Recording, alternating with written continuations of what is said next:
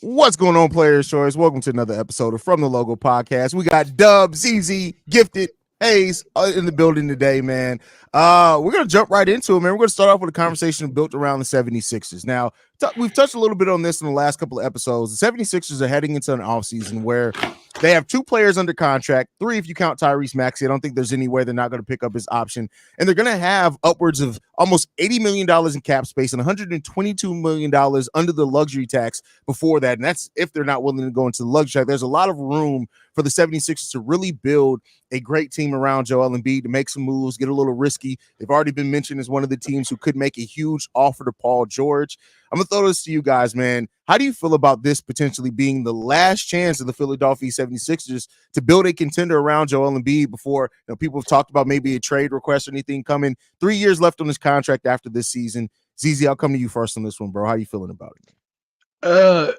It's interesting because like with Philadelphia, I just looked and they're the 8th seed in the Eastern Conference, and Joel Embiid is about to be 31, still hasn't made it to a conference finals, and this is a team that we've been trusting the process for 10 years, and it's amounted to no conference finals appearances. So this is the end of the line for me. Like this is it. You know what I'm saying? With Joel Embiid, if they're going to hold out and let him come back right before the playoffs start, great. It has to pan out to a conference finals at least for me to sit here and think that they're going to be looking to continue on with this Joel Embiid era in Philadelphia, because we've talked about it before. A player like Joel Embiid, with his personality alongside his skill set, would thrive in big markets, other big markets. You know what I'm saying? I could see him in New York if the Jalen Brunson era or the Julius Randle era comes to an end over there, and they're looking for another star big. So yeah, Philly's not a big market. It is, but what's happened in this big market is nothing in the trust the process era. And you would think that something would happen considering the amount of number 1 picks that they've gotten in the time span. They've had different eras or different players to play alongside Joel that they thought were going to be big stars. Ben Simmons, Markelle Fultz, Jimmy Butler, James Harden, the list goes on. And it hasn't panned out to at least a conference finals appearance. They came close, and then Kawhi traveled and hit the greatest shot in Game 7 history, but whatever. So, yes, they've just had a bunch of unfortunate circumstances, albeit whether it be Joel Embiid getting hurt or just choking away a 7-game series or whatever. So, I don't know, but this is the last shot that they got this year, I feel like. Fair Gifted. Man, it's a tough spot they're in. And like we talked about it, I think maybe 2 episodes ago, Hayes, right? Like this upcoming free agency is very important for the Sixers because I don't feel like Joel Embiid is going to ask for a trade this offseason just based on how he got injured and how that really impacted their season moving forward. But I do believe that it's a one-time thing for Joel Embiid. And just seeing how that all pans out and seeing what support that they give to him and his roster, that's going to be important to showing what they're going to be able to do. Paul George has been out there, but I think the Clippers re-sign. I just don't know exactly what they're going to do to be able to get a championship level roster around him in one off season. It's not looking too good, but we'll see what the future holds. Yeah, Dub.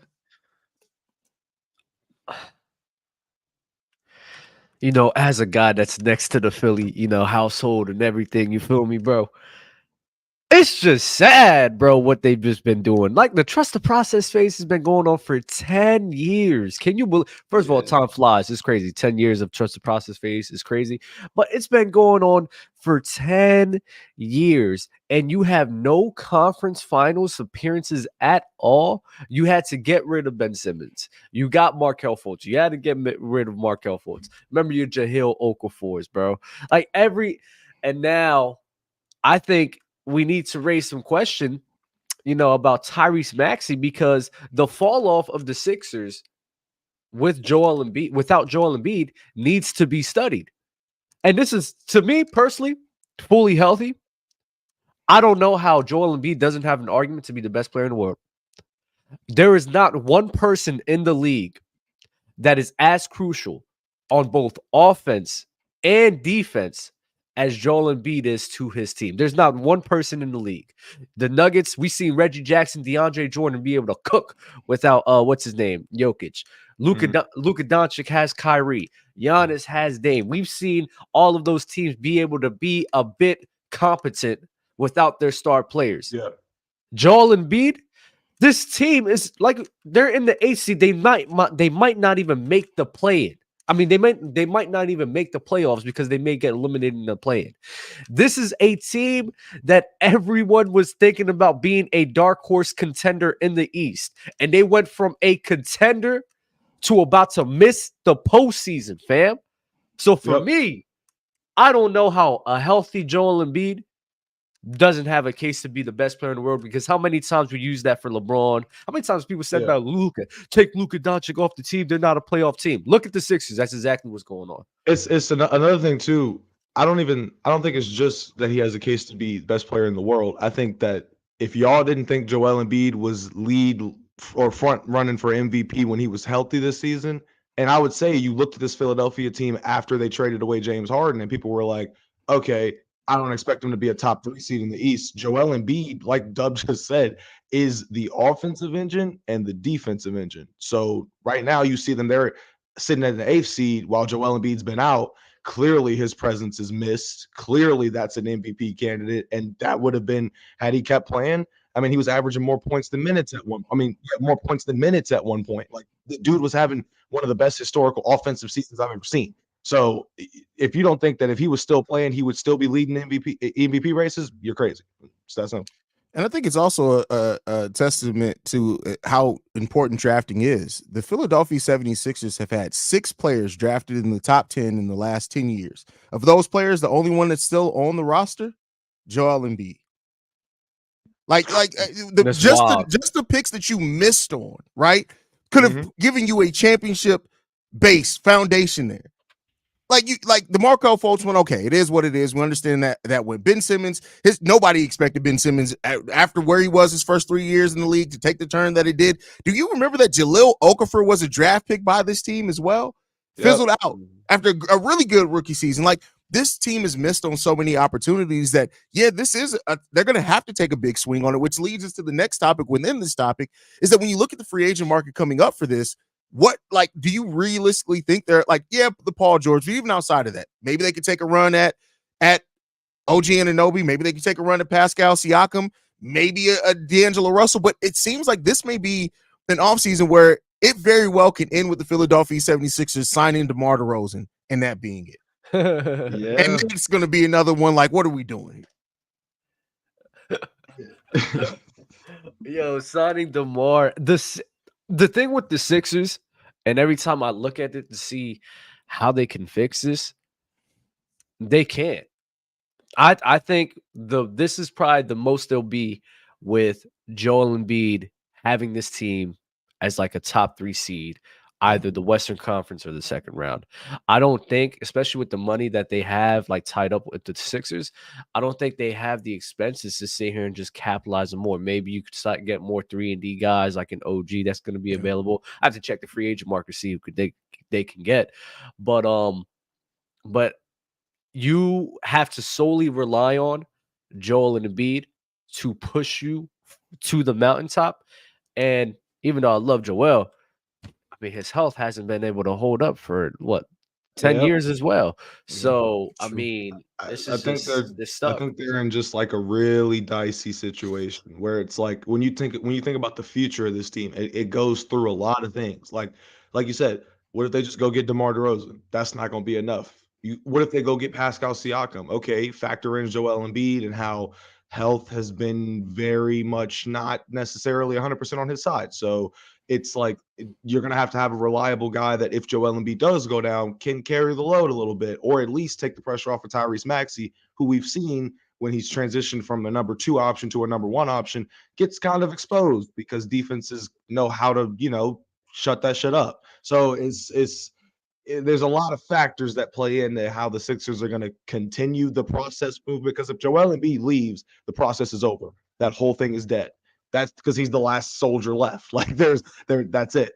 So if you mean to tell me that we will have a situation where Joel Embiid leaves Philadelphia without them ever making a conference finals through the trust the process era, that'd be the biggest waste of 10 years in NBA history. Like, that's crazy. Yeah. And there's something I forgot to say, and I think we all forgot. What's This that? is the same team that drafted Mikal Bridges and then traded him. Like, think about that. Who literally would have fit so perfect on this roster. Great point. Yeah, Same team that could have had Jason Tatum.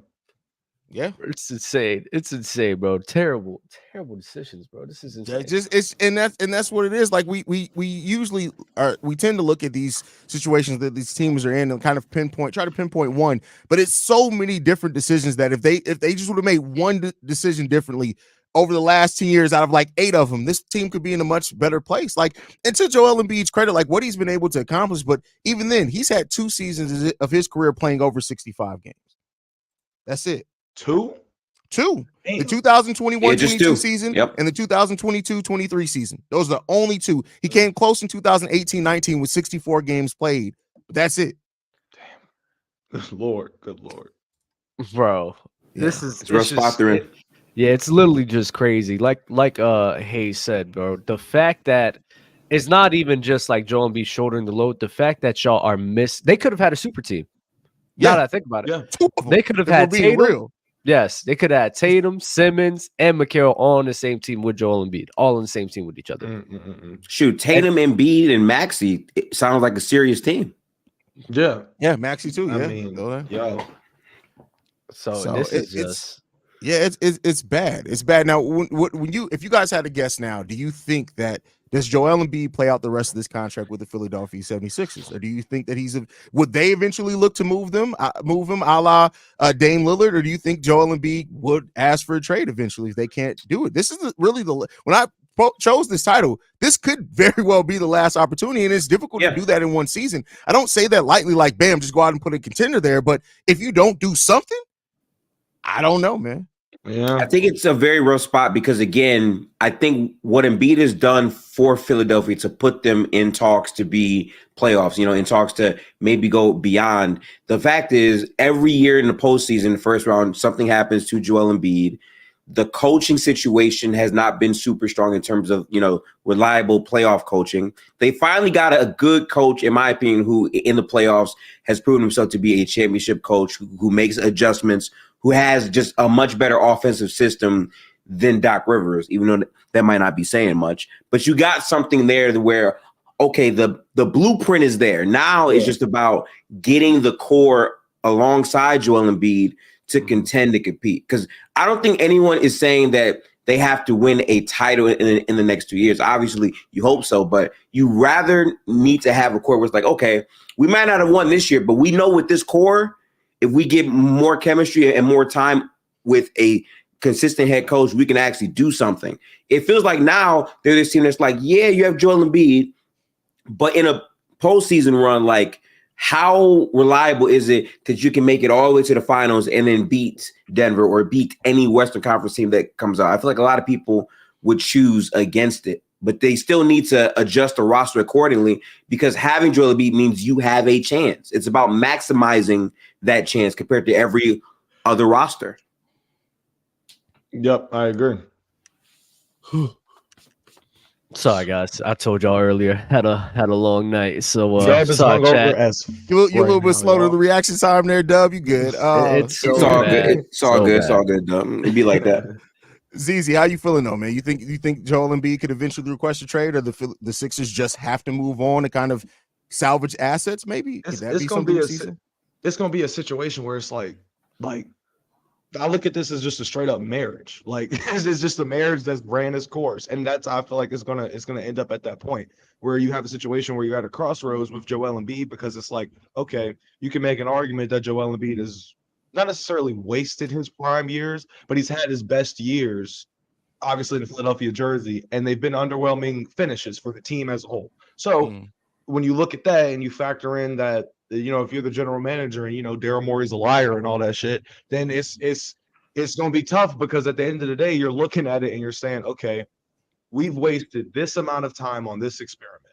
And in that time, like I said before, no conference finals appearances. This nigga Joel Embiid is pushing 31 years old. That is not good, bro. That's not good. Like, this guy is a perennial, not all-star, but MVP candidate when he plays. And you have that on your team, which means that either A, Joel hasn't held up his end of the bargain, or you haven't been able to put together a competent roster. Like we just said, we've seen through the course of the last 10 years, they have had opportunity after opportunity and let it slip through their fingers by giving certain guys money over other guys. Jimmy Butler, Tobias Harris. What the hell was that?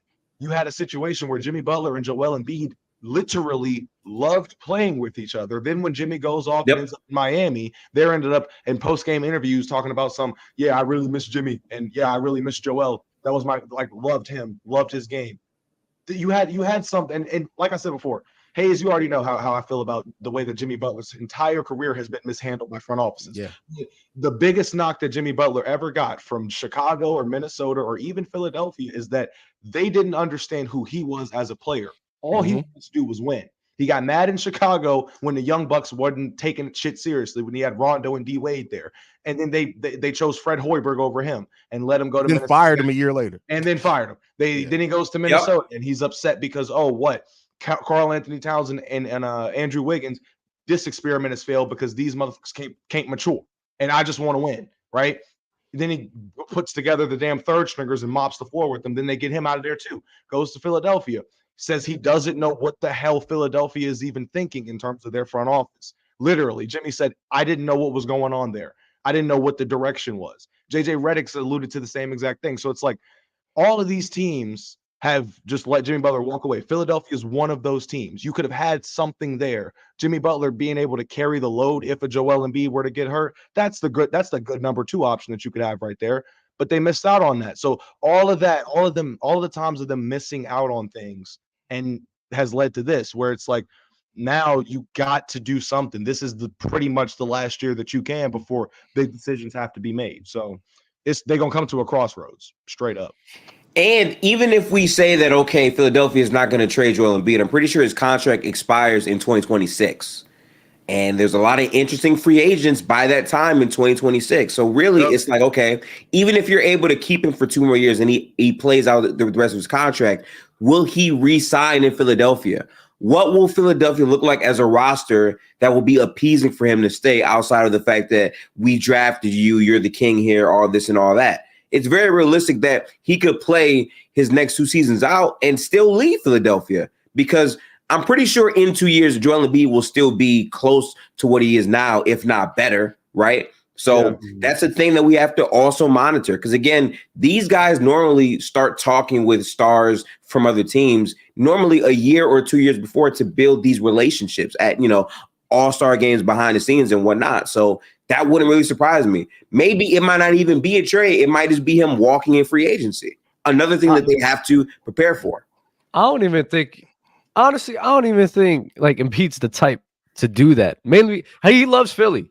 Like, Embiid loves the city of Philadelphia. He actually got so much love for it. He seems like a guy that wants to be there, always wants to be there, probably wants to ride it out with them for as long as he possibly could.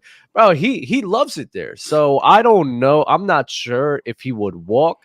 I kind of see, if he does leave, I think it will be more like a Dame scenario where he's going to resign. And he was like, why don't you leave? Why don't you leave, Embiid? You should be leaving, yada, yada. He was like, nah, I want to stay here. 1 year too late. But then he gets a midlife crisis. He's 34 years old, 35 years old. He's like, or 33 years old. He's like, damn, bro. Like, my time is dwindling, bro. I got to get up out of here. Probably forces a trade. That's usually the age. It happens about 32, 33-year-old in the NBA. That's when players start looking around and they start realizing, man, there's a lot of 20-year-olds on this team. Mm-hmm. And that's when they'll be like, hey, my time has come. It's time for me to get up out of here. And for that reason, though, Hayes, that's why I don't think it's going to happen to Joel Embiid, because I think that he's looking around at the NBA. He's looking at how good that he's been. He's looking at the support that they have not given him, how their front office literally said, our vision is to build around Ben Simmons, because we don't know what's going on with Joel Embiid. They made roster moves, right? They added Al Horford to work with Ben Simmons. Didn't work out, right? They let go of Jimmy Butler, who Embiid liked and really wanted them to bring back. They couldn't do it, right? time after time after time, the front office has not been able to execute something that Joel Embiid might have wanted. And Joel Embiid still, played his hardest, still tried to play through multiple injuries in postseason play. I think for him, he's looking at the bigger picture.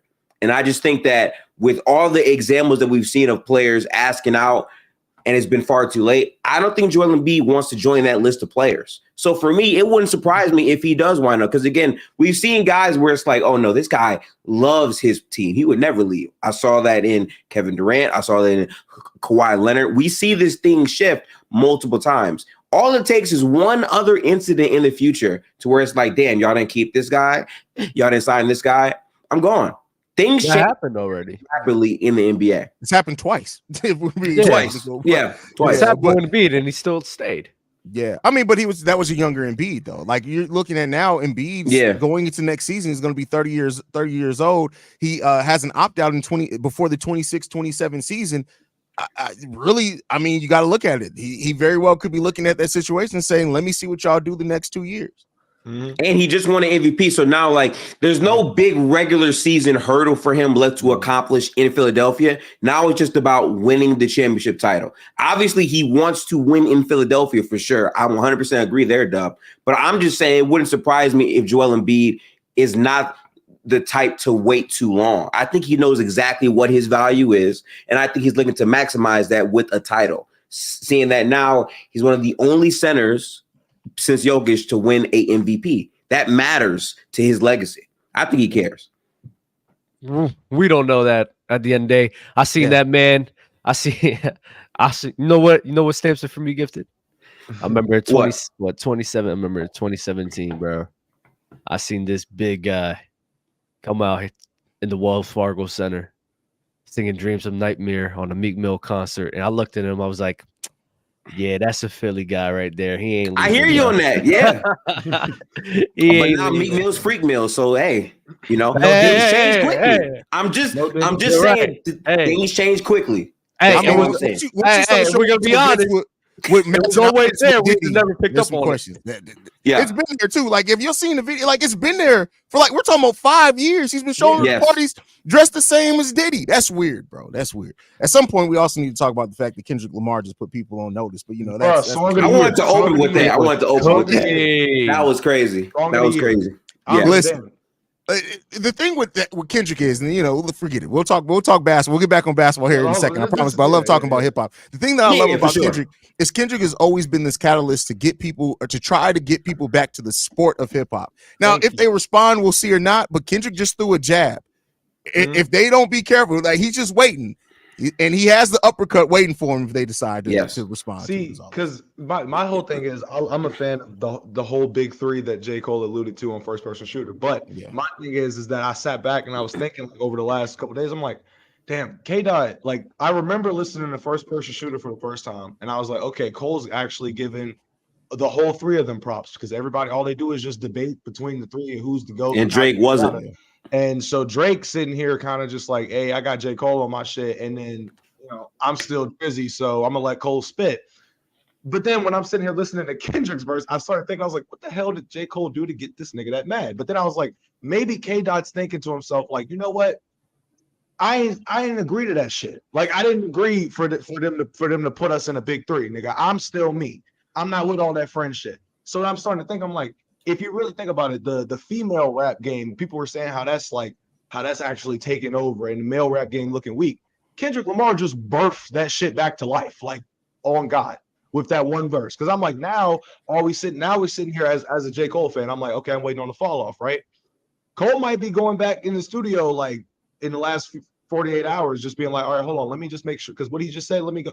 And now we got some real beef right here. Now we got rap actually coming back up to the top. You know what I'm saying, with this beef. So, man, I'm gonna just say this, bro, real quick, because again, we do gotta get back to hoops. I think the most cerebral part about this is the fact that Future has beef with Drake now. I was just about to say that, yo. Also had beef, and then they all came together for one song with hidden features, by the way. So no one knew Kendrick was gonna pop out that way. And the best part about it is that song is now the number one song on Spotify. Might be the number one song, period. But listen, that's what Drake does, though. Drake is known for doing these things where he'll send jabs on a hit song and people don't even know what the jab is. They're doing the same thing here. So that like Drake's gonna feel that because Kendrick verse aside, the song is a banger. The beat is crazy. Future also went crazy. So that is going to be in rotation consistently. But I kept saying this on first person shooter mode. If you listen, Drake literally was like, it's me and J. Cole. Drake was not giving Kendrick. He never said Big Three, right? Even with the Spider-Man meme, which is crazy because another thing, Metro just did the soundtrack for the last Spider-Man movie. Now you got J. Cole and Drake pointing at each other with Spider-Man meme. I'm just saying, we'll see what happens, but it's a great time in hip hop. Honestly, all I can say is this: is that don't overlook the fact that Pusha T is in the background of all of this and ready to come out at any time as well. Dub, your thoughts on it before? I know you haven't got a chance to talk on this since we talked. I just want to talk about how this man Drake and Future beefing off of the IG hoe. If anybody said Future and Drake were going to fall out, I would have thought, okay, it's probably a woman involved. That would make sense. I would have thought so too. But you know what? Yeah. I would have thought after them knowing each other for so long, it wouldn't be like that. You know, like if I know, like if we've been with each other, right? We've been making music and probably cool with each other for a minute now. I would think that we've at least it's been like 7-8 years of them doing collabs with each other, like every now and then. I would think that we'll be at a point of, you know what? We know what it is. We know how these girls be moving. Where our relationship isn't going to be affected by an IG hoe. That's crazy to me. That's why the thing is, don't cross swords with your homie. Don't cross swords with your homie anyway, bro. But exactly what he said. Doesn't this go against Future's whole thing though? Doesn't this go against Future's whole thing? Him falling out with Drizzy over IG thought. Like, are we serious right now? That's not against Future though, because again, and this is going long, but the bigger point is like it's based on Drake, I guess, continuing to pursue the girl. Drake on his last album had a song called "What Will Pluto Do," where he's literally speaking about what he would do. And on Future's intro, he's literally said he's pillow talking, like he's talking about me behind my back with this girl. That's a problem. I don't fuck with you no more because of that. So it's simple. Oh, what Drake a time to be alive. Drake off, bro. I'm not gonna lie. I don't like him. Nah, screw him. He. Oh nah, bro. Screw that. You don't do that. Right. You don't do that, bro. You don't do that. Hey, that's like me. That's like me, right, bro? What? That's like me, like the girl you trying to get with, right? And we both cool her. That's like me bad talk. That's like me bad talking you to her to try to make myself look. I mean, good. but you would think Drake would have already learned. Part of the reason Pusha had the shit he had on Drake was because he was pillow talking on 40. This dude, bro. Stop. Chill out. Drake might be the GOAT. For real. Hey man, go tune into the music though. It's a great time in music. That Future album is pretty good. Those are our takes on it. It's too big to not talk about. And you know what? And his shit fake. That shit ain't real, yo. What you talking about? You know what I'm talking about. He had work done, I swear. All right. I swear he had work done. Pivot. Hard pivot. Get back on basketball. Jesus Christ. Hold on. Say no Diddy. No Diddy. No Diddy. Yo, no Diddy. Funny as hell. No Diddy. Dub talking about DDLs and shit. He got a DDL done. I promise you. That is not real. That joint is not real. Last episode we had Dub's handsome checklist. Remember we had now we got the DDL. The dub smash list. Yeah, the dub smash list. That's what it was. Yeah. Jokic is not part of that criteria. Not at all. Crazy. No Diddy. No Diddy at all. So next topic though, man, the New Orleans Pelicans is a team that we just recently talked about within the last couple of episodes, them potentially being a dark horse in the Western Conference. We got word that Brandon Ingram suffered a bone contusion in his left knee. He's going to be out at least 2 weeks. That at least part is big there because with a bone contusion, you can run into some complications when trying to ramp up. We'll see what happens there. So I'm going to ask you guys, with this now, how much does that affect and impact the Pelicans playoff run and our view of them being a dark horse candidate in the Western Conference?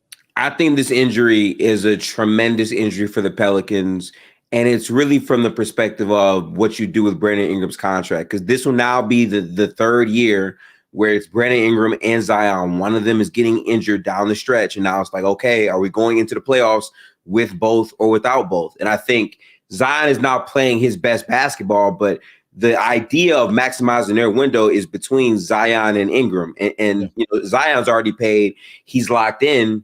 BI is not. They have to re-sign BI. And now that he's been hurt, it's like, damn, like, can we really afford to offer a max to BI, kind of handicap our roster? And now we have 2 star players we're building around that are injury prone routinely night and night. Now, it's not BI's fault, right? Because again, it was a freak accident that can happen. But these are things that the Pelicans have to start talking about. I think BI will be back, but I literally saw BI have a toe injury that kept him out for most of the season at a point. So it's like, I don't know what comes of this. I do think in terms of their play, I think they'll be fine, mainly because Zion is playing his best basketball. And more than anything, this team is a team that has been super resilient, and they have been built to, be okay without Zion or Ingram at a time. The other day, they blew out a team. Zion had 4 points currently. So like, I think this team is going to still be good enough. They're still chasing that 4 seed from the Clippers. I don't know if they're going to be able to realize that without Brandon Ingram, but I still think that this team has potential. But in terms of their playoff run, they need BI if they want to advance beyond the first round, to me. It's so funny. Me and Gifted was literally just talking about this. Literally just talking about it. Yep. And right when I was like, Pelicans could lose tonight against, I think it was Orlando. Then BI gets her. And I'm like, whoa. Yeah. And we were talking about who's really going to make it into that 6th seed.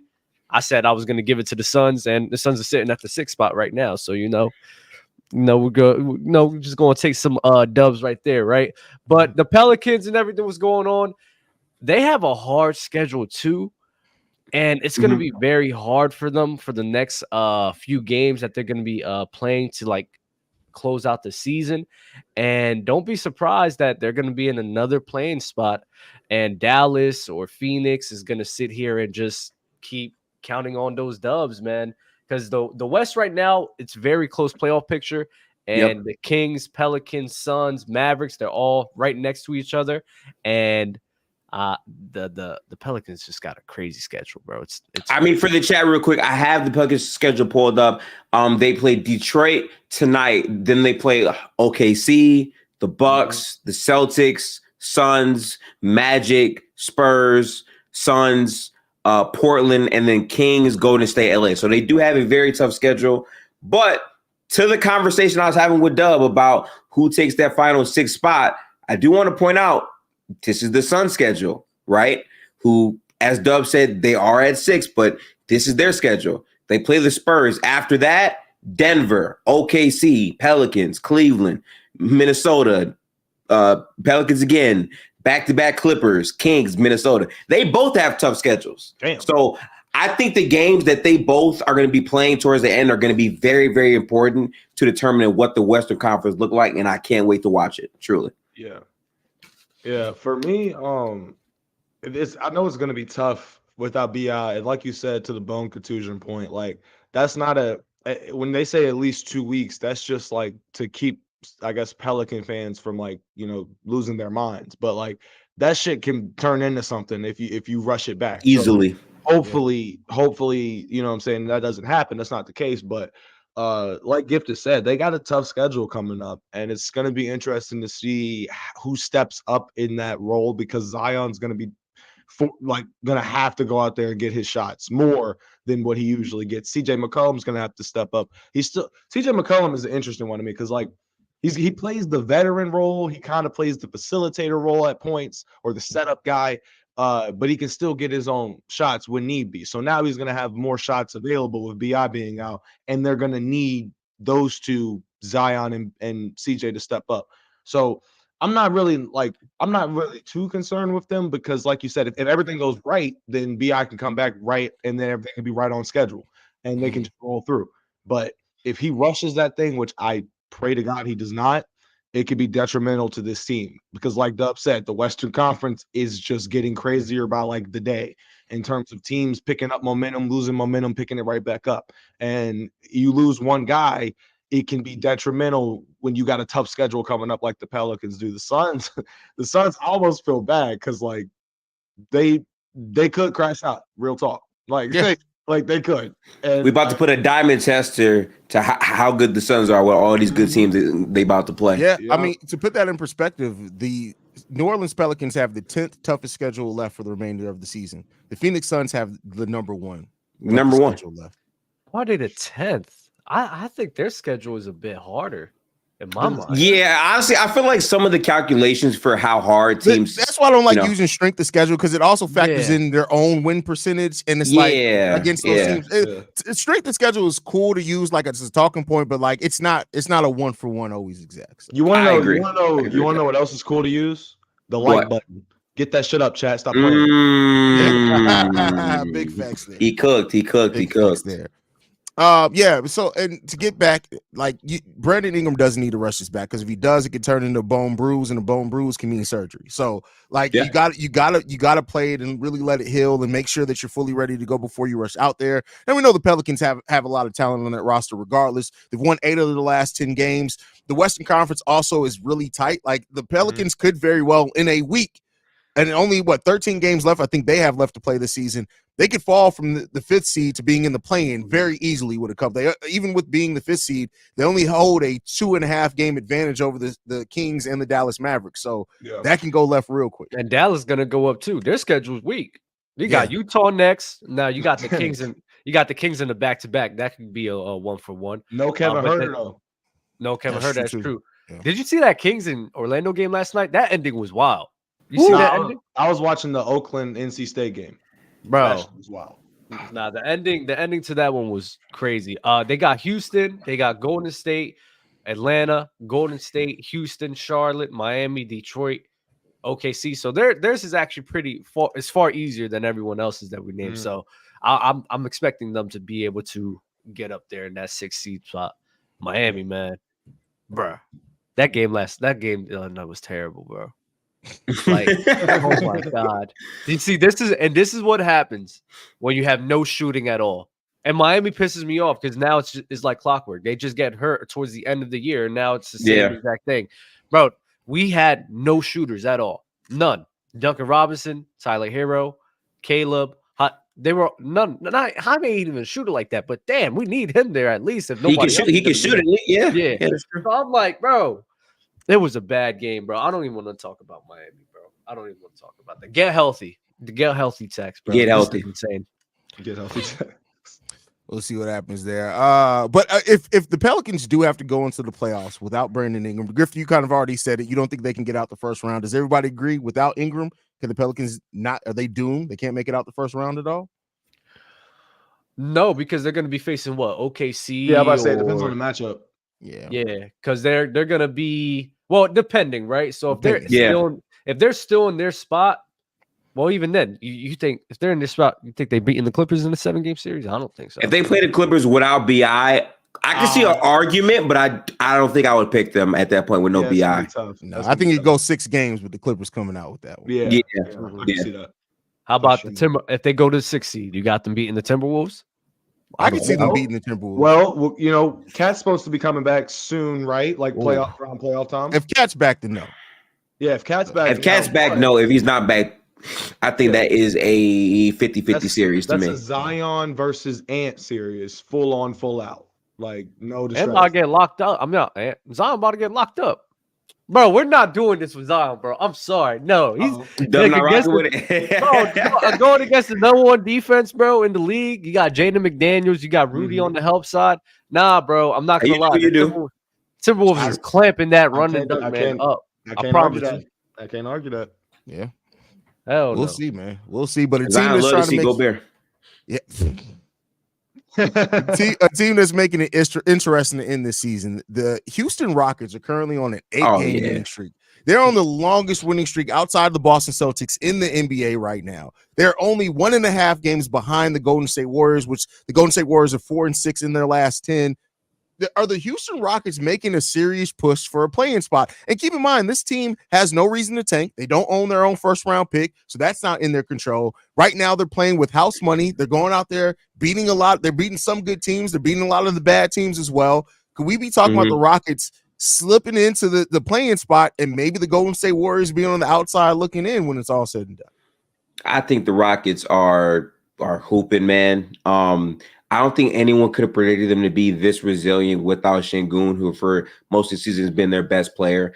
Jalen Green was playing terrible. I don't want any revisionist history. Everyone's like, "Ha, you were wrong." No, Jalen Green was a terrible basketball player for the majority of this season. I hate when teams have late season success and then people are like, "Oh yeah, you're wrong." No, Jalen Green was terrible, but he's absolutely done a complete 180 for not only the season, but potentially his career. He's shooting insane splits right now. The finishing at the basket has been better. Also, Amin Thompson is starting to come into form himself. At the beginning of the year, he wasn't all the way healthy, and they're still doing it without their good rotation piece. How am I forgetting his name? He's a very, very good two-way player. Great motor, great effort. Huh? Jabari? Yeah, Jabari Smith. Nah. Shoot. Not even Jabari. How am I forgetting his name? Not Brooks. Eason, yes. They're doing this without, yes. Pretty much the whole season, they haven't had Tari Eason, and they're still finding ways to go out there and win ball games. So they're absolutely making a push for that final playing spot. As a Warriors fan, I hate what's happening. Golden State is dropping a ton of games, so it's in conversation, but they're hot right now, man. They're super duper hot. They are to be taken seriously, and they've been winning. So much shout out to the Houston Rockets, who I don't believe would even be in this position if they didn't have the head coach that they do. I think Ime Udoka has been a revelation for Houston, and it's about what they build on from this season, honestly. Gifted. To your point, don't even just look for the whole year. Look at last month in February. Look at last month in February. A whopping 15 points on a whopping 36 from the field and a whopping 26 from three. And the month of March, 27 a game, so 12 points more. 51% from the field. So what? That's like 15. Yeah, that's like 15 field goal percentage up. And 41 from three. Another 15. Bro, baby. Yeah. I'm not gonna lie. Baby tax. It's the baby tax. I'm the baby tax. He gets tired of the baby tax. Yes. You have a little different pep in your step after you have, especially is that his first child too, right? His first. Yeah. That's his first child. Different. It's Everyone thought. I had my first kid when I was 19. I went to work, walking into that job like, hey, man, fuck all y'all. It's walking to the job like, I became matter of fact, I got my first management position 4 months after my son was born. So it'd be real like that sometimes. It'd be locked in. You'd be locked in. Sure. Look at he's trying to secure that bag. You feel me? Yeah. I just refuse to do this shit where we come in and be like, oh yeah, Jalen Green most improved. Bro, he was just bad a month ago. He was bad. He was very bad. He was bad 65% of the season. Absolutely. That's what I'm saying. What I'm saying. But shout out to him. Now, my question though is for y'all: do you believe in this? Do you think this is the player Jalen Green is? Do you think next year he's going to be this same Jalen Green he is right now? That's the real question. My thing with Jalen Green is no. like my bad. 27 on 50, 40, and 80 is crazy. I don't expect that at all. That is crazy. Here's my thing with Jalen, bro. Is like you can't. It's tough because you see the potential in him when you look at like things like the athleticism, motor, sometimes whatever. But the inefficiencies, like Gifted alluded to, you can't have revisionist history when it comes to Jalen Green. For when Alperen Şengün was there, bro was the best player on the Houston Rockets. They both got drafted in the same draft. He said Şengün. Şengüísimo. Did you do that on purpose? I be giving him like 3 different. I call him Alperen Şengün Paradise all the time. But that's just because half the time I can't remember how to say his name. No disrespect. Not the Uzi record. Good Lord. But yeah, my boy Alperen. That man was literally the best player on his team. Best young prospect that they had. Jalen was supposed to be that, but he just literally started shooting like shit consistently. Bro was on Jordan Poole tours and shit. It was crazy. But when I look at it now, I'm like, damn, bro, about to have a kid. Look at Luka Doncic after he had his baby girl. Bro went out there and had a 30-point triple-double on the Jazz at halftime with that pink headband on. Like, what are we doing? Like, babies just give basketball players, I guess, just a extra will or motivation to go cook niggas. Jalen Green on a tear. Like, baby tax is real. I said it in the last episode too. Ime Udoka. The reason, because I think Hayes asked us which team that was out of the play-in you were high on next season, like not being in that same position. I said the Houston Rockets because I believe in Ime Udoka at the end of the day. when he came aboard, they have a whole different attitude. Now, like hey, they don't need to tank at all. So now it's just them going on a resilient tour. They're 8-1 in their last 10. Jalen Green's been absolutely balling. We thought they were going to be even worse with Alperen going down, but Jalen Green stepped up. You know what I'm saying? Dylan Brooks is doing better than the Grizzlies still, so he gets to be the villain for another 2.5 months. But the team itself isn't that bad when you think about the potential aspect and the development aspect. It's just they gotta have the right coach in place, and they might have that. So look out for these niggas, man. Look, man, I really don't want to be an asshole. I'm sorry, right? But I think this comment is one of the best comments I've seen in the stream so far. Look at the end of Jalen Green's rookie year, because I was about to say that. He was going crazy at the end of last year, too. Now, I don't want to call him a end of the year merchant or a first baby merchant, but I'm just being so real with you. Like, I expect younger players who have been struggling for the entire season to start peaking at the end, because that's when it's like, all right, bro, like teams aren't really going to be going at you as hard. And at the same time, it's like now you've gone through the entire year struggling. So now things become a bit easier for you. Basketball is about to be over. Like, it's just a different, playing environment compared to. Right. Exactly. Now, I don't think Jalen Green is this player. I agree with Dub. I don't believe in this, but I do think he could be serviceable, because his passing has looked pretty solid all season, even when he was absolutely shooting tour dates. His defense leaves a bit to be desired, but you see the tools still coming up there. So it's potential that he could be a much better player next year. I just think the contract for him is coming up. What's his market, y'all? Is he a $20 million per year player, 4 years? Is he 30? Is he 25? Is he 18? Like, what's his value in y'all minds if you had to say, okay, we're going to offer Jalen Green a contract extension? What are you throwing at him? It's the fact that he's still 22 years old. Yeah, he's been up and down. He steps up. I think that, and his role has changed as well. Like that whole team's role has changed from last year to this year. So I think there's a lot of that you can throw at him and look at saying, hey, these amount of things have changed for you, and maybe that plays a part in it as well. But he's having the second highest shooting percentage of his career. His his defensive box plus minus is actually really good here over the last 20 games or so. So he's not a bad defender. He's not a bad defender by any stretch of the imagination. So, like, I'll say this. It's not about if Jalen Green can stay the same player. It's about how much of the same player can he be going forward. And I'll say this. If he can give 75 to 80% of this, and that can be him going forward, that's still a damn good player. That's with the new salary cap too. That's still worth about $20 million a year, unfortunately, without things rising up. So I just want to remind everyone of this baby tax, right? Let's not forget, in 2019, Sir Fred VanVleet had to take some time off for a baby. I will never forget that. And then Fred VanVleet went over to cook in the postseason, especially in the NBA Finals. So the baby tax is real for me. I'm not going to hold you. And the baby tax is a thing for Jalen Green. It's for everybody but Tristan Thompson. Yeah, he's the only one that got worse. You know why? I'll tell you why. I'm going to be nasty here. Is it Kardashian curse? It's not the Kardashian curse. Okay. When you're just that wired to be going the way he is, because he's a freak, you kind of get, it does cancel out a little bit. You get kind of used to it. And then after baby 15, like the baby tax is done. Like even at some point, you just got to. Yeah, but how much more energy do you got left in you? Tristan don't care, man. That guy's a wild boy. But I hate this freaking term that people say it's shooting tour dates, right? No offense. I know you didn't start it, but just people when they say, yeah, he was shooting tour dates and everything. Because even if I look at it, whoever came that up is just weird to me. Because if somebody shoots 11 for 23, that's a pretty good game. That's a tour date, though. 12 for 23. That's a tour date. 10 for 22. Pretty good. That's a tour date. So essentially, almost every time when someone plays out on the basketball court, they're all shooting tour dates. So why would people talk about it like that's a criticism? Like everyone shoots tour dates.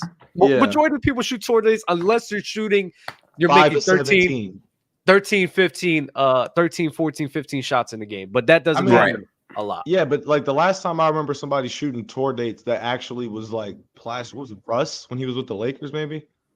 it was like a stretch. I think Kendrick Perkins was on First Take actually talking about it. Like, yeah, look at him. He's putting up short totals, whatever. 3 for 24. That's a good one. 5 for 17. Like those Woo. are like James Harden playoff elimination numbers is what we're talking about right now. Like that's the type of shit we're talking about. Oh man, That's hilarious. I There's just a never difference. understood. I just never understood that criticism toward Nate Simmons. But I know I feel I where you're never coming get from. it. Dub. I feel where you're coming from. It is weird. This run by the Rockets, how has this changed any expectations? How you think they could start next season off? no. I have the same things. I said coming in, I thought that this team would look a lot more competitive. They wouldn't look it's different 'cause, as like, good.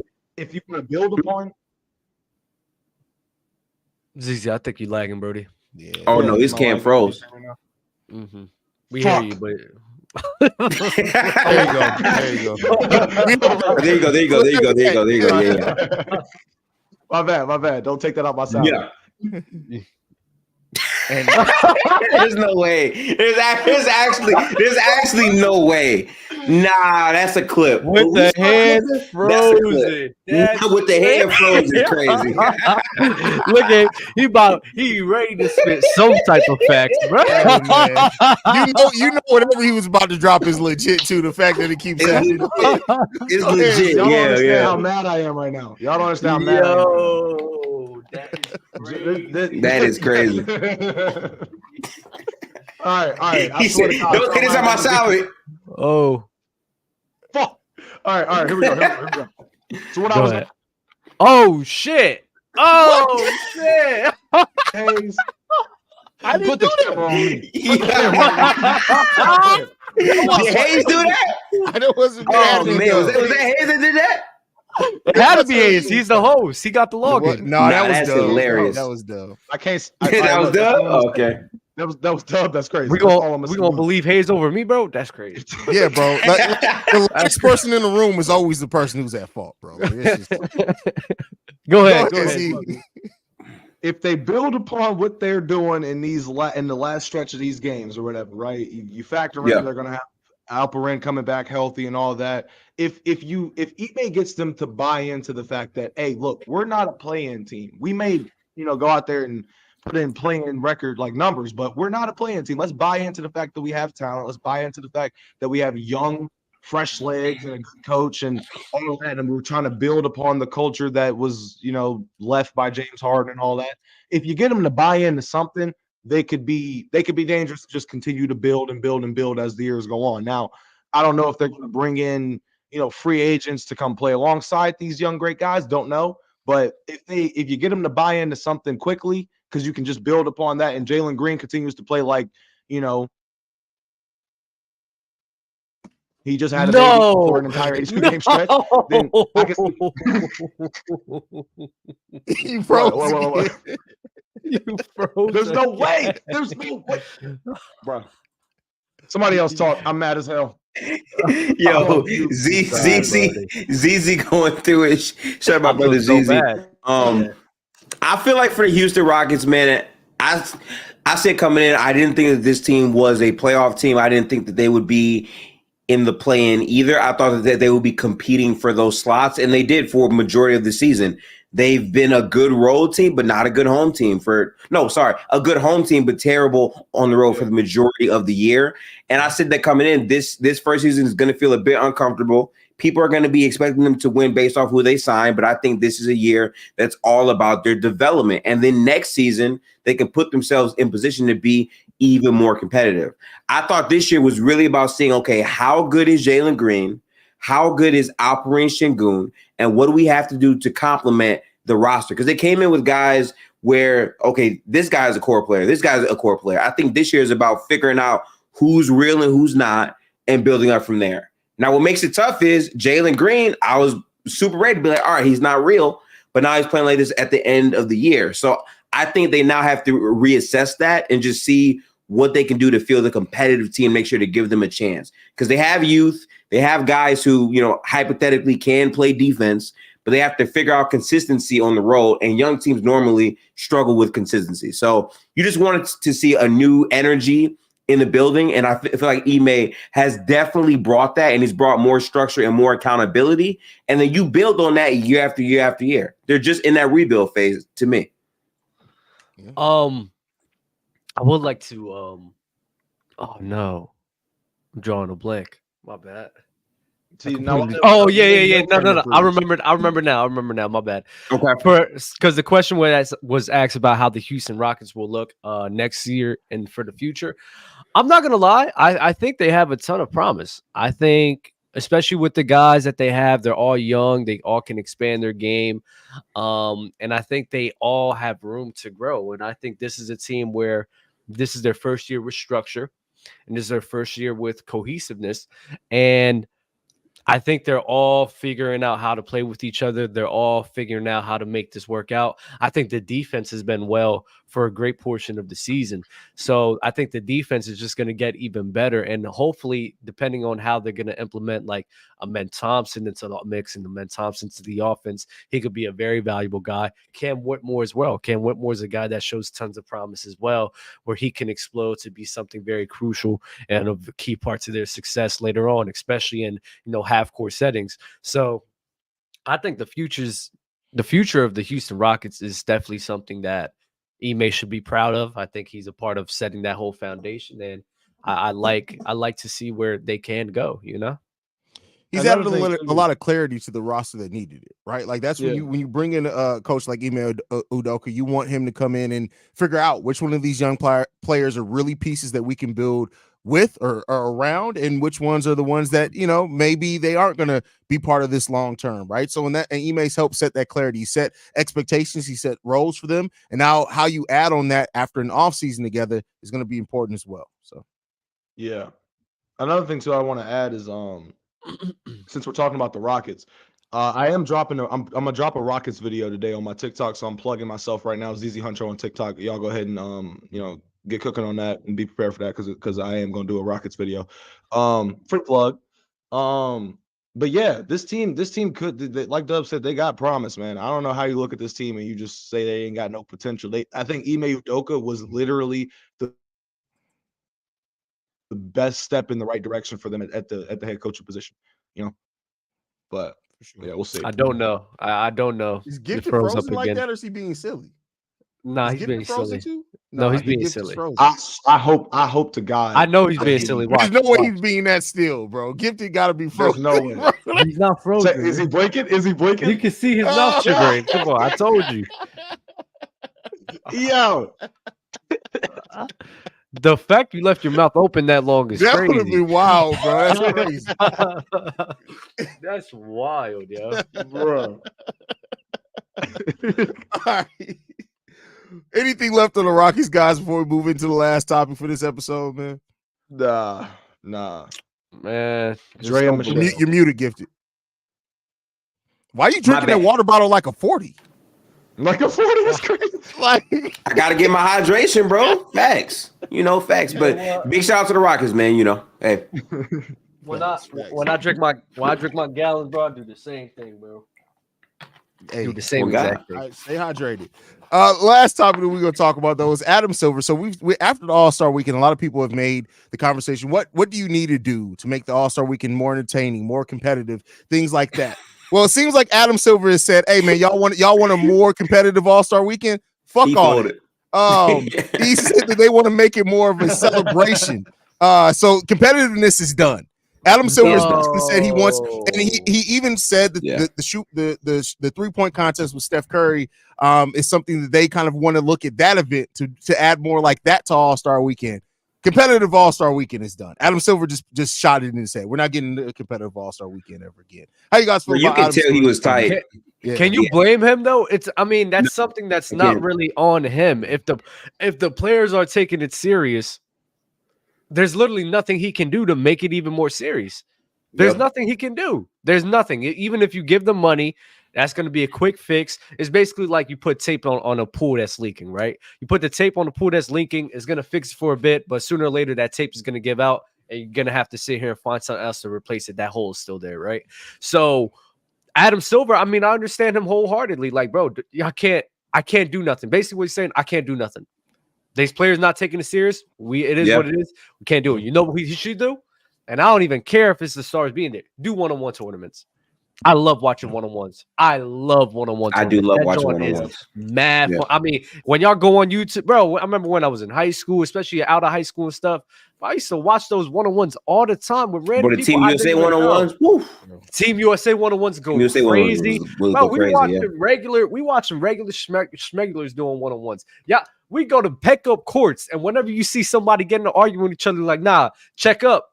Bro, Yep. everyone want to watch that. That joint mad fun. So bring one-on-one tournaments to the NBA All-Star Weekend, and I don't care. It could be some guys that's role players. I don't care. Bring some people, get some stars into the mix. Put little win money into it. So whoever wins gets a certain dollar amount. The Definitely betting put on 1v1s would be so, bruh. Oh, that's Fire. crazy. That would be a thing. I want to read the Fire. direct quote from Adam Silver, a couple of the quotes from him. He Yeah, says, sure. I think particularly the young players see the All-Star game as a midseason break, an opportunity to have fun, and again, an opportunity to take a break from a very long season. I mean, we have roughly 1,300 games over the course of the year, all incredibly competitive games. Make it a celebration of basketball. We're going to look at USA versus international. I just think maybe we're past the point where we're going to play a truly competitive game. That's Yeah. I gotta say this, man. I feel bad for Adam Silver because they've tried, bro. They changed the way that we drafted all-star teams. They let players be the captains of all-star teams. They changed literally the way that they would play the game with the elam ending with the no shot clock at all at the end, just whoever scores the first basket, eliminating having a new score each quarter and then at the end bringing it back. They've tried everything, and some years have been good, some years haven't been good. I personally believe that you'll get the best effort out of players when they're in bigger markets. I think a lot of the smaller market destinations they've gone to, like, no one is coming to Indiana to really try. I think they've tried in other types of categories, but I think this is him saying, you know what, I'm done, bro. Like, I've tried everything. Y'all didn't want to try this year. Even when he had to present the trophy at the end, he clearly wasn't happy with the product that took place this year. The All-Star game was bad this year. And me personally, I've said this for years, I would be so okay if they just scrapped it completely, if there was no All-Star game, if players could just rest and they just had other All-Star events, but no All-Star game. Now, obviously, that's not going to stop because there's too many names and there's too much money involved that there has to be a All-Star game in the sport. So I know that's not feasible. But the fact that he just came out and said, yeah, bro, we're done. I think it shows you how much that they've tried and how they're just really tired out from all of this stuff. Because they have tried many different things and they've had no clear answer or fix to their issues, which is sad. But at the same time, I get it. I mean, listen, if I was a player and I'm making all this money and I'm like trying to make the playoffs or whatever, coming to All-Star Weekend, I'm not going to go at it as if it's a regular game. You would like to see some effort in the fourth quarter, but as we saw this year, by that point, it wasn't even a game. So, hey, it's over, bro. I think it's a situation where like they have, to get this point, they have tried everything in the last 5 to 6 years. Target scores, captains, all that shit. Changing up the selection, LED courts, stupid LED courts, all that. They've done it all. So now we're at a point where I think, I like what Dub said too, 1v1s or something like that, to have some sort of alternative where you can at least say, okay, this has to be competitive. Because with the one-on-one, it's like, look, you're not gonna sit there and tell me that, like, if Kevin Durant had a one-on-one with Jason Tatum, that they both wouldn't give 110% to prove who's the best one-on-one player in the game. Like, players take something like that a little bit more seriously when it's a little bit more of their basketball pride on the line than just, charity money or whatever, or an all-star game MVP trophy or whatever. So with Steph and Sabrina going out there this year, that was literally the highlight of All-Star Weekend. I don't know about y'all, but that was the best thing that I saw. The dunk contest was mid. Three-point contest was mid, besides Steph and Sabrina's, and then the All-Star game was mid. Whoa. Three-point contest was not mid. That's cap. It was mid. Whoa. It was cool. That took wouldn't me say out it's to mid. though. It was I mid? liked it. It was mid. Yeah. Me and Gifted watching that together, right? Yeah, we did. That joint was fun. Yeah, that joint was fun. I don't know what you're talking shout about. out Playback. The shit was mid. But anyway, the point of the matter is that's crazy. That is wild. I think to myself, I'm like, look, man, there's ways in which that they could do things differently. I think Adam Silver has been trying to listen to the fans, but like, honestly, if we're gonna celebrate, cool. what are we celebrating? I don't know. NBA players and shit. Great, awesome. If you want to just leave, like, because my opinion, the NBA All-Star Weekend is going to always be better than the Pro Bowl to me. The Pro Bowl to me was something that I haven't watched a Pro Bowl. I've never watched a Pro Bowl. How long? I don't know how long. I remember when I was a kid and I saw that when I first realized that the Pro Bowl was the All-Star game, alternative. I was like, oh, cool. Let me watch. And then I was like, oh, yeah, okay. Let me go back to watching the All-Star game. And I think the Pro Bowl is a good example of how far an All-Star type game can come off. Like at this point, the Pro Bowl is a flag football game. Yeah, like, legit, it's a flag football game. Yeah, football is different though. It's like because it's a having context. It's a way more unforgiving sport. Yeah, like you can't. In my head too is like, bro, like you can't like a Pro Bowl, and these guys got to give like 80. I'm not trying to tear my. Yeah, for sure. You gotta see a career-ending injury far more in that than in NBA All-Star game. Like it's just crazy. But you know what? What? Oh, go ahead. This question. What was the last All-Star weekend year-wise where y'all were like, all right, everything about this was perfect from start to finish? I like the Cleveland one, honestly. Okay, the Cleveland one was good too. I ain't gonna lie, that one was really good. But I was gonna say 2016 Kobe year in Toronto. Oh yeah, 2016 was that whole crazy. Weekend, I was like, crazy year. This is just getting better. But they had Drake introducing the players. Like, everything they showed out 2016. They did. They did show out. Okay, Matthew. Damn. Nah, 2016 wasn't even that good looking. Steph won the 3-point. Steph won the 3-point contest that year too, right? Yeah. I think he did. Or did Clay either him or Clay? Anytime when anyone was in it was wild. So you know what? It doesn't even. Yeah, that was the last one to me where it's like everything was just clicking on all cylinders. I think the first year that Kobe passed and they had the All-Star Game MVP for Kobe, that was a good year too. That was a good one too. If I'm Adam Silver, go ahead. Mm-hmm. If I'm Adam Silver, this is what I do, right? Put up the one-on-one tournaments.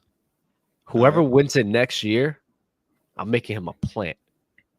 And what you do with this plant, you tell him, yo, say that, because especially if like the big dog players, like the all-star caliber players don't participate, like, yeah, these all-star players don't want to get showed up by me.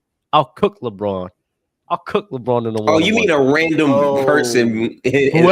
Whoever wins it next in that one-on-one tournament, you tell them start antagonizing those players so that they can sit here and be like, yeah, I'll cook his ass in a one-on-one. That's why he don't want to play me. He's scared. He's a plant. And then that way, you get your Kyries in the mix, maybe KD's, because like, oh, you got this dude talking shit. All right, bet, let's do this. And then that'll be a way to, get these guys into the mix. You feel me? That's if I'm Adam Silver, that's the road that's the route I'm going. Okay. You feel me? Yeah. And I'm putting like 100. Can I put 100? Depending. I'll probably put 100K for the winner, either 100 or 50K. Man, listen, if I'm Adam Silver, whoever wins this shit, $2 million, $2 million. Not 100K, not 200K. We're going $2 million. We're going to make this an event. We're going to be hyping this shit. We're going to have sponsors, all types of crazy stuff. Whoever wins this gets $2 million. The real hoopers who can hoop, who might not want to try for a all-star game or 3-point contest, they will show up for that.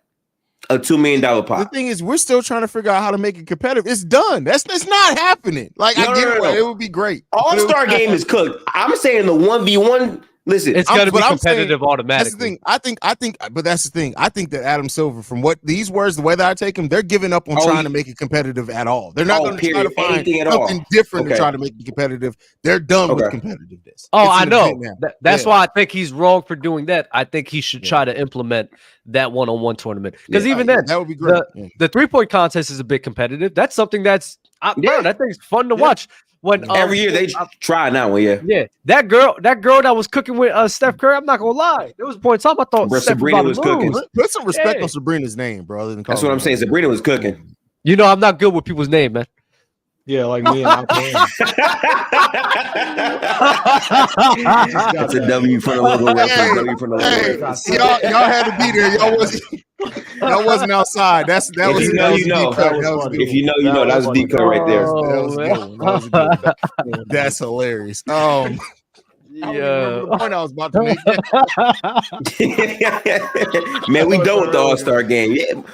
Yo, this is a man. good time for real. Now that's one that's better than we done with the 90s. We're done with the All-Star game is a legit one. Put that on the t-shirt. I'm absolutely done with the All-Star game. I just feel like if you're telling me that the pot is $2 million for 3 dribbles max, first to 5, 3 dribbles, $2 million All-Star weekend, come on. They would do that. They would 100% do that. You can get Booker in there, KD, Draymond. You can really get some quality like 1v1s going. Hey, Kyrie in a 1v1 situation? Hayes, That'd I be promise nasty. you right now, if Kyrie does it, they all doing it. Oh yeah, Yeah. Put money on that. And Kyrie's the Put type money that on he will like he'll talk. I still think when Kyrie retires, he's gonna become Obi-Wan Kenobi. We're never gonna see him. He's gonna move into a cave. We'll never see him again. But he'll talk crap while he's still. No, I don't think. He will I think become he'll the be light. doing. I think he'll be doing a lot of social work. I think that's what he'll do. Tons and tons of. I Social could work. definitely. All jokes aside, Yeah, true. in seriousness, yeah, I could see that for sure. I'm trying to. He see won't. Draymond He won't be in the media like that no more. But he's definitely going to be like in the communities. I do think he would do that. I think that another thing they should do for All-Star Weekend is just make some things like a parody. Like if we're gonna do a one-on-one tournament, let's have Draymond Green go one-on-one against all of his victims. I think that'll be great for basketball. No. There's gonna be fights. No, you can't do that. Wait, did y'all see Nurkic don't like him, bro. Did you see the new Draymond commercial where he's like, "Yeah, so what if you made a mistake and then you make a bigger mistake and then you redeem yourself and then you make a bigger mistake after I that?" actually didn't see that. I was like, see that. "Oh my god, bro!" I was like, Can we share it? Can we Bro, share it that's right here? funny as I hell. want to That's see this funny as commercial. hell. I gotta see that. I don't know if I can find. Hold on, let me see if I can find it. I know we can share a screen on here. But Yeah, I know how have to share to- screen. I gotta see if I can find. I have to Wait a see minute. this one. Wait, real quick, is it going to be copyright if we show it? I don't think so. Claire, can anybody or Ron, anybody in there? Can we share? It's an AT&T commercial. Can we share it in here? W checks before we do it. Yeah. But Chad, yes, Chad. Draymond Green in 2016 had a bag, bro. I'm so serious. Draymond Green in Summer League had a bag. As soon as he Oh, walked. Summer League Draymond definitely had a bag for sure. Mid-ranges and shit, bro. What are we doing? You bring Carmelo back, Hoodie Mello, one-on-one situation. Never mind. Never mind. There's we can't do Hey, Ron said, I'm nah, just- yeah. Okay, word. I'm just listening to it. There's beats in the background, and normally whenever there's beats, a lot of Okay. times it's copyrighted. So Yeah, nah, true. I'll share the link though. Y'all can go check it out on your own. I'll put it. I in the just chat, watched everybody. it. That's fucking crazy, bro. Why It's you blaming Ron? it's literally a goat commercial, bro. Just for the fact of how real it is, man. Yeah, that's funny. Any last basketball thoughts? We got a couple of minutes left, man. Any last thoughts before we get up out of here? I'll let Dub go first. I was just gonna say shout out to Drea for a new baby, man. Shout out to Drea or shout out to Jalen Green? Shout out to Oh, Drea we for been the talking check. about- Shout out to Jalen Green for the baby. Oh, all right, I'm just saying for both, man. Celebration of life. Okay, yeah. I think we could preview some games going down tonight. I think the biggest games you got Thunder Bucks at 7. You have Warriors Timberwolves at 7 as well, and then you have Pacers Lakers at 10. Bro, I'm not. These are big games. For I'm the more play-in. interested in college basketball than most of those games today. I'm not gonna. You know what? I feel that. I feel that. I haven't been locked into college basketball at all, but I'm definitely going to be watching the women's later tonight, probably. Caitlin Clark, yo, I'm not gonna lie.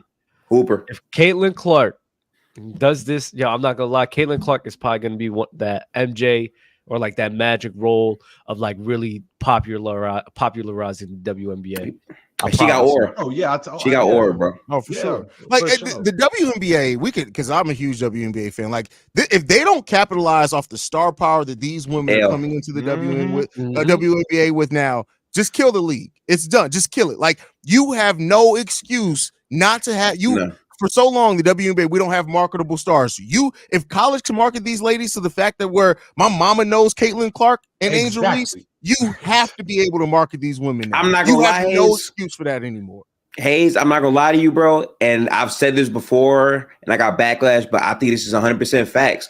I think the women's product in college right now. I know more women basketball players than male basketball players this year. I really do. Caitlin Clark is a bigger name than anyone on the other side right now.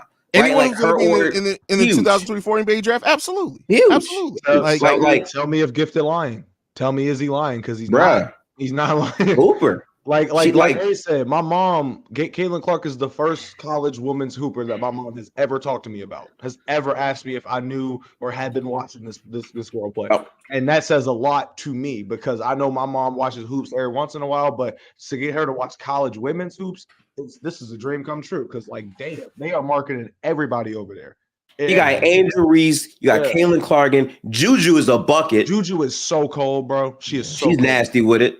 So hey, there's no reason why they won't come into the WNBA and turn it up. Like, it's been very, very, very fun to watch. So I can't wait for that personally, Hayes. Yeah. WNBA got and the thing that's great about the WNBA side of things is that you don't have to wait. Like, literally, the WNBA preseason starts a week after the college tournament ends. So you get right to it. So somebody said Bronny needs to slide in Juju's DMs. That's crazy. That's not gonna help him get better at basketball, sadly. It's not gonna help. I mean, they could create the cable of the basketball universe, though. How Jean Grey and Cyclops had the I'm serious. Their genetic makeup made the perfect mutant. Like, that could be genetic dominance. So. Here's my hot take, and we can end off on this. I don't care what nobody say. Okay. Bryce better than Bronny. Oh, that's not a hot take. That's a common take. We know this to be true. I think maybe 3 years ago that would have been a hot take. I think at this point now, everybody that's a common take. Like Bronny James is going to make it to the NBA versus by the name and somebody hoping that LeBron's going to come play. Wait, with the NBA or the G League? Because I don't know about. I don't think Bronny can play in the G League right now, bro. Let's just be clear. Bronny James right now, Bronny James doesn't deserve. Should be going back to college next year. That's where he needs to be. He may need to go back to high school. Can you reclassify? Because I think that's what can you reclassify going back to high school is crazy. Rio, you know how crazy it would be? Like, no, you know what? After that 1 year in college, let me go back to high school, man. This shit OD for me, man. Reclass to high school is crazy. That's crazy. That's hilarious. Hey, by the way, before we sign off though, it's 126 people in here, and I know damn well it ain't over 60 likes on this video. Why is that? I don't know, chat. Y'all tell me what the hell going on. The differentiation is not doing what it need to do, bro. Get them likes LEDs coming soon. All I gotta say. LEDs coming soon. Oh Lord. Hashtag no Diddy, man. No Diddy. If you made it this far, I want you to put DDL in the chat. You're not going to understand what that means, but appreciate everyone that made it all the way to the end of this episode from the logo. You can tap into all of our personal socials in the description. I'm Gifted Hoops. To the left, this is ZZ. Dub is up here. Hayes is like diagonal up here, so tap into all of our links and whatnot in the description. But we'll catch y'all in the next episode of Front of the Logo. We'll catch y'all Tuesday at 6. Peace out, people. Have a good one. We'll be back Thursday, man. No.